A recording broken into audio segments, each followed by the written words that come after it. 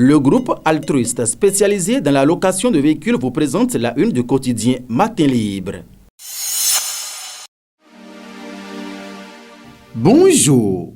Ce mercredi 16 juin 2021, le quotidien Matin Libre a mis en manchette assainissement dans le Grand Nokoué. Le hautement social à l'épreuve des poubelles homologuées.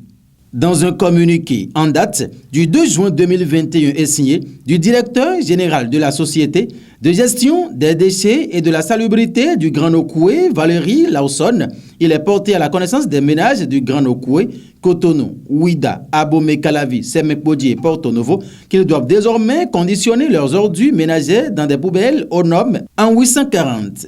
Lesquelles poubelles sont cédées aux pré-subventionnés de 26 000 francs CFA à la SGDS-CGN et auprès des PME mandatées pour la précollecte des déchets dans le Grand Nokoué.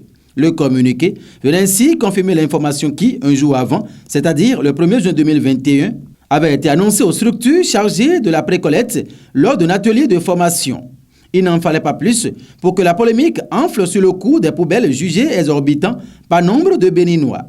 Dans un pays où le SMIC est de 40 000 francs CFA et reste inchangé depuis 10 ans, ils ne comprennent pas qu'on les oblige à acquérir une poubelle à 25 000 francs CFA.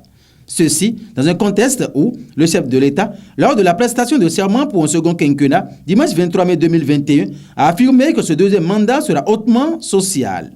23 mai 2021, discours d'investiture du chef de l'État, 2 juin 2021, soit une dizaine de jours seulement après, la SGDS-GN sort les poubelles à 25 000 francs CFA. Premier coup dur porté au mandat dit hautement social. Autre information à lire. Le gouvernement et la SGDS-GN expliquent la décision et sensibilisent. Mais sa polémique et sa grogne au sein de la population. Le timing arrange-t-il les choses? Ce qui se fait en Côte d'Ivoire. L'information, c'est aux pages 2 et 4. Autorisation avant installation d'ouvrages de prélèvement d'eau. L'expert Daouda Moussé décortique la décision du ministre Adambi. En page 11, cette information peut être lue. Construction des infrastructures de la cantine scolaire de l'EPP Goulo-Soji. Main dans la main de Move Africa pour le maintien des enfants à l'école.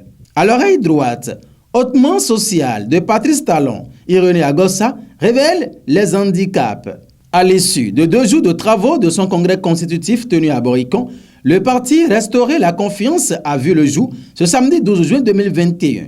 Dans son adresse, le président du parti Irénée Agossa, tout en se réclamant de l'opposition, a invité le chef de l'État à un changement de paradigme par l'adoption d'un nouveau modèle social.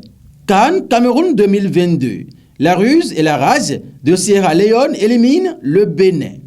Le Bénin n'a pas validé son billet pour la prochaine Coupe d'Afrique des Nations CAN qui se déroulera au Cameroun en janvier et février 2022. Il a été battu par son homologue de la Sierra Leone 1-0. Mardi 15 juin 2021, au stade Lansana Conté-Nongo de Guinée-Conakry. Le Bénin manque une 5e présence à cette grande messe du football africain. Mesdames et messieurs, merci de nous avoir suivis.